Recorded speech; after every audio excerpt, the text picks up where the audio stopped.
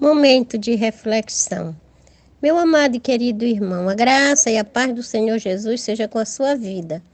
Eu me chamo Elizabeth e tenho muito prazer em falar com você. E a pregação da palavra de Deus hoje é para evangelizar.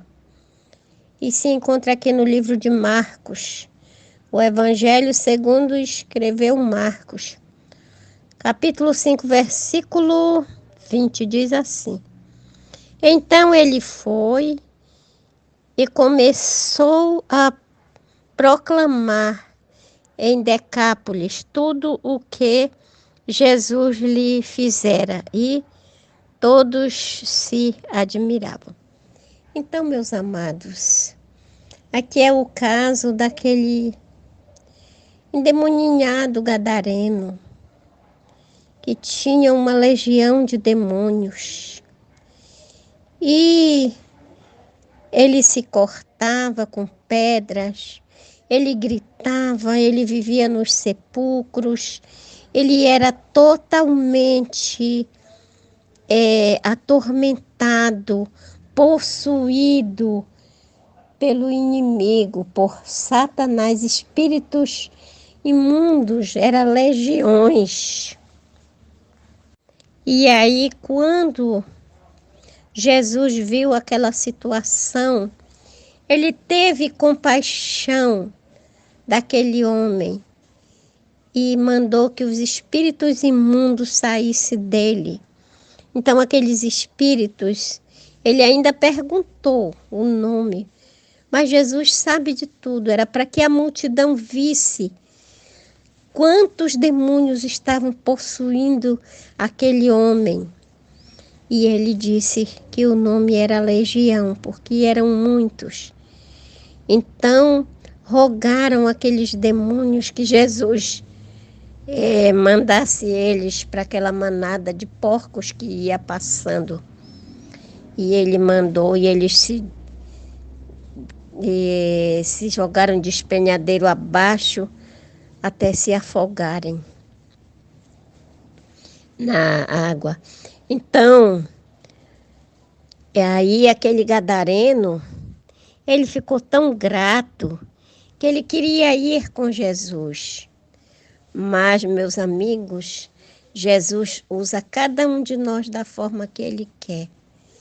E aquele ele não queria que fosse com ele, porque o testemunho dele era maravilhoso demais.